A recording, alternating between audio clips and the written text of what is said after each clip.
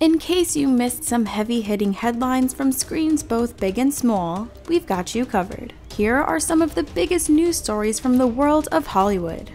To help us get closer to achieving an at-home theater-like experience, Christopher Nolan is remastering his movies in 4K. Speaking in an interview for his upcoming World War II film about the real-life tense Battle of Dunkirk, Nolan talked about why he likes 4K. Well, the wonderful thing about 4K technology is it gets closer to the resolution that we shot the films on. Photochemically finished films on 35mm have at least 6K resolution, IMAX films upwards of 18K. And so as home video formats keep evolving, 4K, particularly 4K with HDR, it allows us to give somebody in the home an experience that's much, much closer to what it was like to see the original film prints as projected on film. And I think that's a very exciting prospect. And it's a long and complicated process that we're doing right now, but I think the results I'm seeing are very pleasing and very spectacular. Nolan went on to confirm that he is very much involved in the process of remastering his films.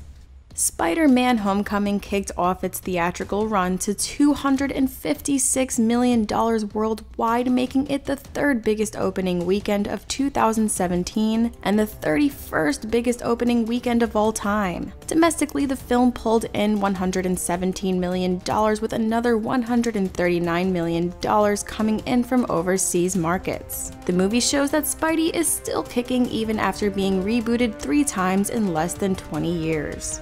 One of the greatest movie performances of all time is Heath Ledger's portrayal of Batman's greatest foe, the Joker, and Christopher Nolan's second Batman film, The Dark Knight. Similarly, Nolan cast another big teen heartthrob with the former One Direction band member Harry Styles in the upcoming suspenseful World War II drama Dunkirk. The singer had never acted on screen prior to Dunkirk, and it came quite as a surprise that someone like him would get the role. In an interview with Entertainment Tonight, Nolan compared casting Styles to when he cast Ledger for The Dark Knight and why he ended up going with Styles. As a director, I have to trust my instincts and my ability to figure out who's the right guy for the part. I was new to Harry. I mean, I'd heard his name from my kids, you know, whatever, but I wasn't very familiar with him. But what I was seeing was a very charismatic guy, but who clearly had truthfulness and subtlety in his ability to perform as a film actor.